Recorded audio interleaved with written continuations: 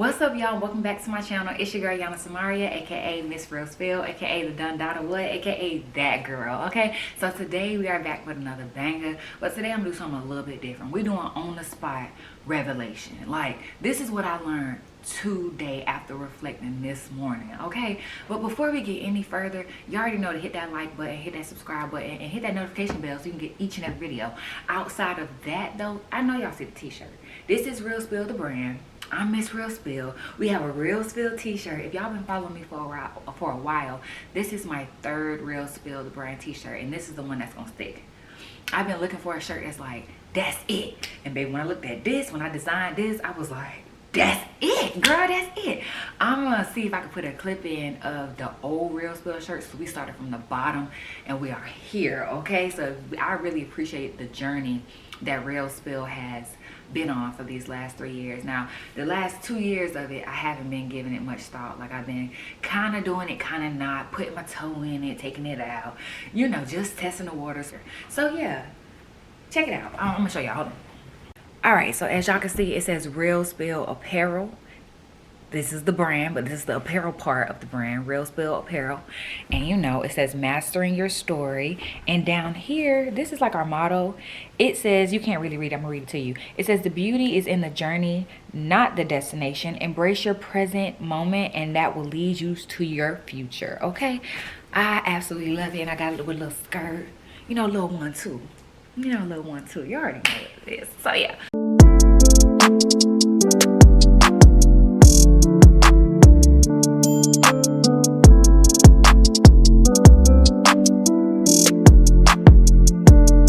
So for a while, I've been feeling like down. I've been feeling lazy. Y'all know I'm keeping it a buck with y'all. I've been feeling like inadequate. I've been feeling like there was just this feeling over me where I didn't really want to leave bed. I did if I had to. I still went to work and did what I needed to do. But outside of what I needed to do, I didn't have energy to do what I wanted to do, which was get on camera or, you know, take pictures or do anything content related. I'm a very visual person and I like to write. So anything using my words or my vision, I couldn't do it. I felt like my creativity was locked and I didn't understand why. And it took for me to talk to one of my spiritual mentors, and she was just letting me know, like, you are really in a need, like your body is telling you you need self-love. And for a second, I was like, I do give myself love. Like, you know, I tell myself I'm beautiful all the time. I told myself that this morning, like 30 times. Like, come on now. I'm beautiful, you know. I tell myself I'm wonderful. I tell myself I'm great. But if I was being honest with myself, once I stopped talking to her and I really sat with myself, I began to just like bawl into tears as I was writing. Because I do feel like journaling is very important, because some things you can't get out, you know, with words, and some things you shouldn't say out of your mouth. And I learned that as well, because y'all know the power of life or death is in your tongue. As a man thinketh, so shall it be. And the reason why you think it, so shall it be, is because if you think it too many times, you'll end up saying it. You feel me? So I was bawling with tears and with sadness as I was writing, because when I was writing, I was letting my soul talk. Like, I was letting my spirit talk. I wasn't letting my mind talk. 'Cause sometimes your mind is not always you. You're in a battle with your mind. That's why we have to battle the negative mindset. But your soul is pure, to me, in my personal opinion. So I was talking from my soul, and when I started to write, I began to realize how much I really did need self-love. How much I really self-love, really, the lack of self-love really clouded who I was, clouded what I accepted, clouded what I, you know, perceived others as, or what I felt like they perceived me as. Like, I realized it's hard for me to accept love from people, because it's almost like I don't believe in it anymore. It's almost like I've given so much, but I haven't received it back, that the need for love, or the thought that love is real, has depleted. Like, it's almost like, what's the point? You know, like, what's the point? But I know that I want to keep my spirit intact. I know that I still want to remain pure, remain humble, remain nice, remain kind, because that's just who I am. That's who God created me to be. But it's hard to be that in such a cruel, cruel, cruel world, y'all. So I recognize, like, Ayana, two things, baby. You're a people's pleaser, and you have anxious attachment styles. You freak out because you feel like people are going to leave you, because you feel like you've always been left your whole life. And it started, y'all, and I'm being so vulnerable, so transparent. This is not where this video is supposed to go. Anyway, it started with my dad. Like, my dad was murdered when I was young, but a part of me was so angry because I was like, why would you put yourself in a situation to leave me so soon? Like, you left me when I was young and I needed you throughout this life or whatever. So with that, I created, I think that's where my anxious attachment styles started, which was with his death. And that just gave me a revelation, y'all. I'm trying to hold back the tears. Okay, trying to hold back the tears. I got myself together. Okay, I'm trying to hold back the tears because it's just like, that's where it started. And once that started, you know, the things that I experienced in my life going forward added to it, right? And it made it seem like that's just who I am. But in reality, that is who I am based on the fact that I lack self-love.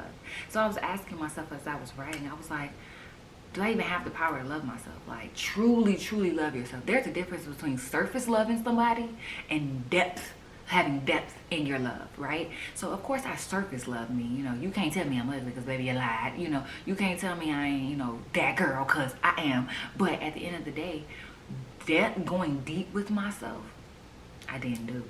You know, I didn't give my inner child, like my inner child, that much attention, because I'm just like, you'll be all right. Because that's how I was raised. Sweep everything under the rug, baby, you'll be fine. We don't need to talk about it. Talk about what? For what? You know, that's the type of family that I grew up in. When you talk about what? Who? All that? We don't even know how to communicate. So it's going to make us all angry if we sit in this room. Somebody going to fight because we violent. Somebody going to fight if we up here trying to talk. So let's not even worry about it. Let's just sweep it up under the rug. So that's what I did to myself, to my inner child. Sweep her up under the rug because she will be okay. But in reality, she was screaming for me to acknowledge the fact that she needed help. She needed love. Time does heal, but time and work heals to me. Not just time. You can't just sit there and be like, I'll get over it. I'll get over it. I'll get over it. Without dealing with the root of the issue, because you're really not getting over anything. You're just letting time cover it up as if you were in a bed or something. You're not really dealing with the issue. So when something else comes up 10 years later that reminds you of something that you dealt with 10 years ago, you're wondering why you're getting all these emotions and all these feelings and you're angry. It's because you haven't dealt with the issue, the root of the issue. So in all of this self-reflection, I realized a lot of things. I realized why I smoke too. Okay, and you know, if you watch another one of my videos, that's one of my struggles that I'm struggling with and God is currently helping me with. So don't judge me, judge your mama. But that's why I smoke too, because at the end of the day, the child in me that didn't know how to protect herself when she was young until she found marijuana. Now marijuana it's something in marijuana, like Cat Williams said, called ethic, that when you hit it, it's just like, you know, I don't even care no more. What we was talking about? Oh, child, please. You know, and I was using that to cover up all my emotions to the point where it literally erupted. I had like a spiritual, emotional eruption where all of my feelings came out. And no matter who I dealt with, who I talked to, where I went, I would see things that reminded me like, hey, your emotions jacked up, sweetheart. Sweetheart, you need to get yourself together. Whether it was at my job, whether it was in romantic relationships, whether it was in platonic friendships, whatever it was, business, whatever it was a reminder. And I feel like that is God. That was God trying to get through to me, trying to let me know, like, hey, you're about to step into something big. You're about to step into something good. I've been telling you that, but I've also been telling you that you need to prepare. Part of preparation is taking care of yourself, Ayana, and stop being such a people's pleaser. It's okay if people walk away from you. It's okay if people don't want anything to do with you, or if y'all outgrow each other. This is a journey, and you are worried about everybody else's journey, but you have not yet checked in with your own. You surface check in, you be like, hey, you good? So say, I'm straight.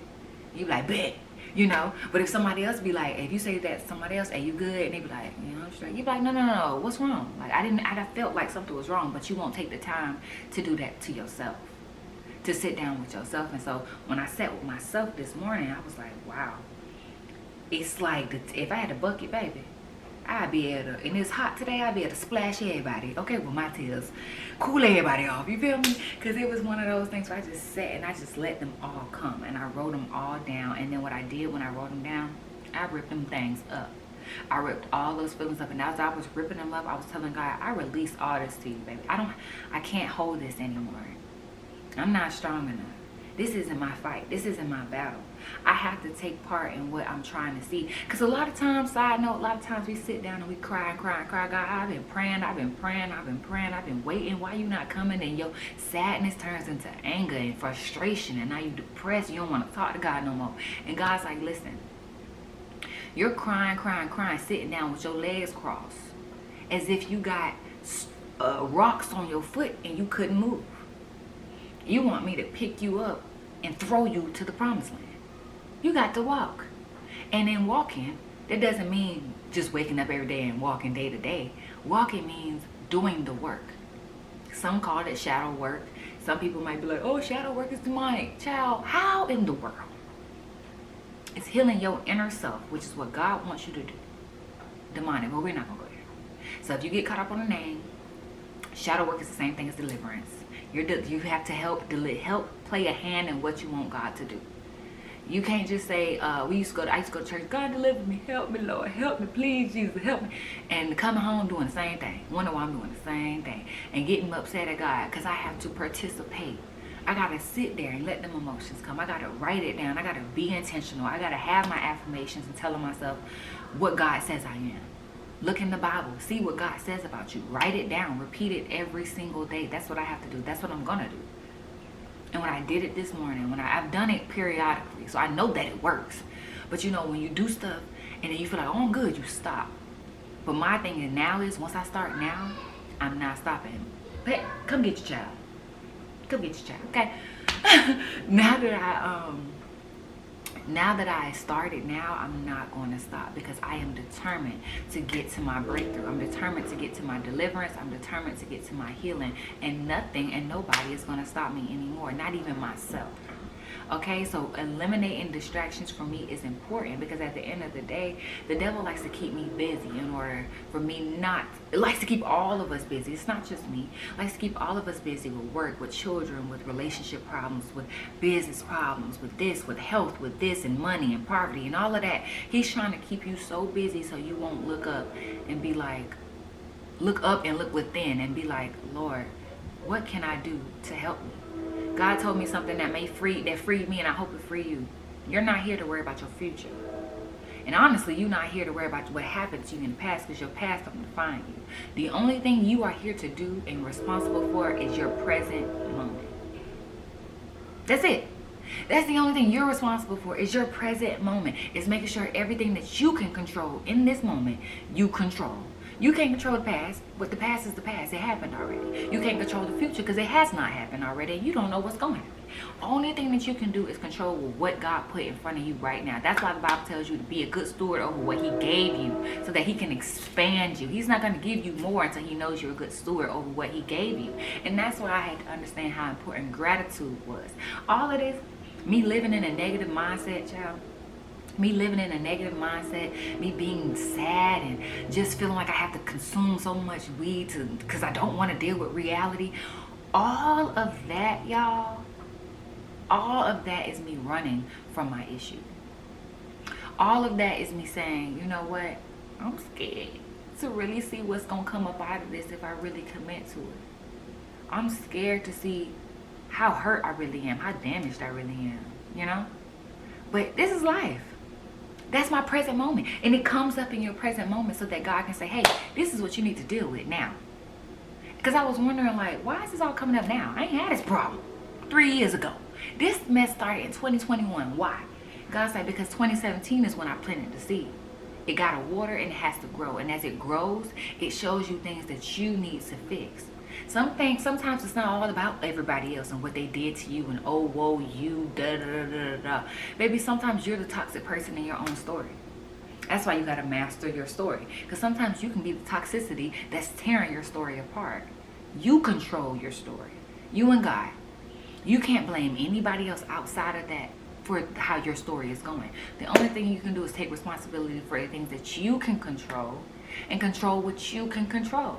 So that way you can free yourself up from anxiety, depression, and worry.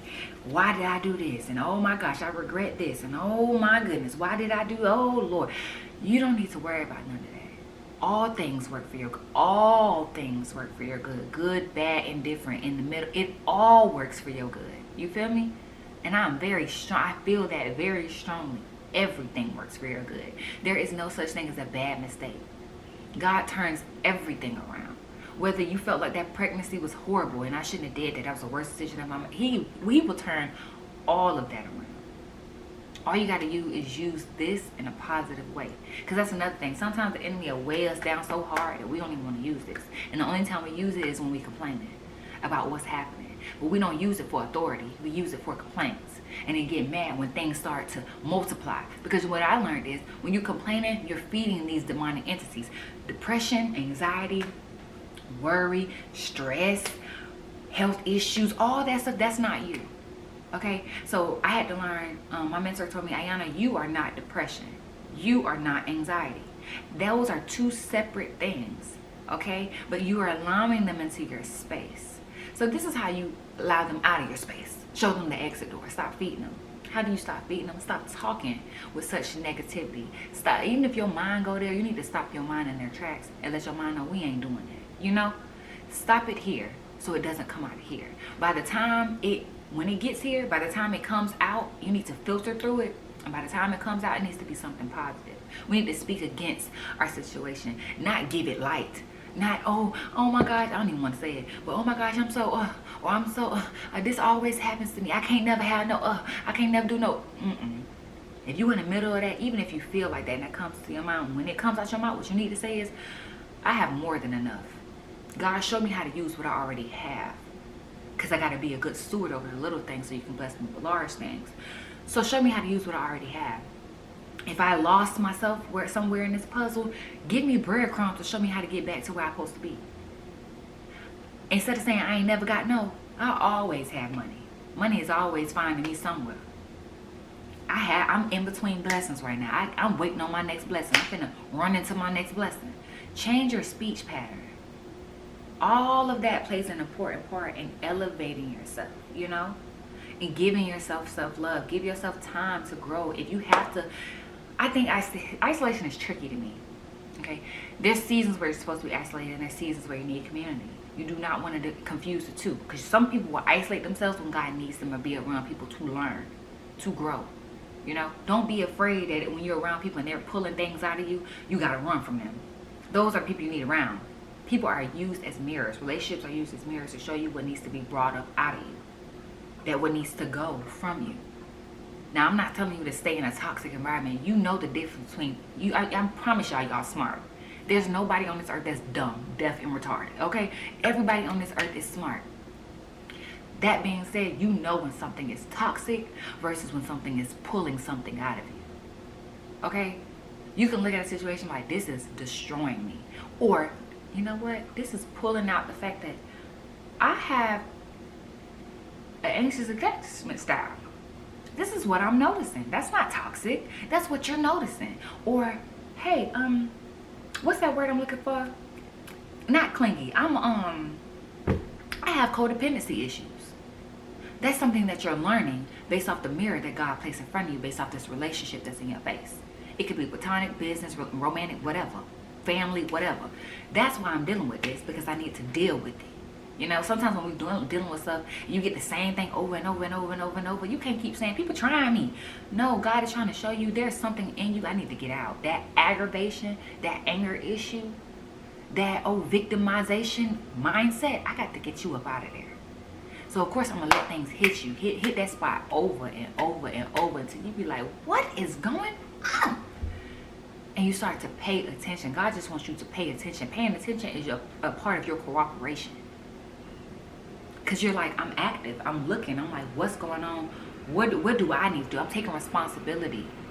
Stop blaming everybody for everything. You are responsible too. You play a hand in your own demise.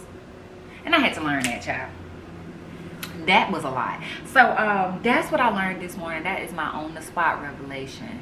So that's what I learned today, child. That was my on the spot revelation and what God really took me through. And I feel so much better. When I wrote it down, cry, I had teardrops on my paper, baby, my ink was running, but I let it all out. I wrote it down, I ripped it up, I burnt some, ashes to ashes, baby. I burnt some, and the rest of it I just flushed. You know, and I told God as it was flushing, going down the drain, I don't want nothing to do with these feelings. This is not me. help heal me from these things. I give these things to you. I need, in return, this is what I want. And so in return, I sat down and I wrote down, I am powerful. You know, affirmations. Whatever I wrote down on that paper that I ripped up that was negative, I turned it into a positive thing. I rewrote my story, you know? So I wrote, I am amazing. I am wonderful. Like, I am love. I deserve to be loved. You know, I give myself self-love. I love myself. You know, I believe in myself.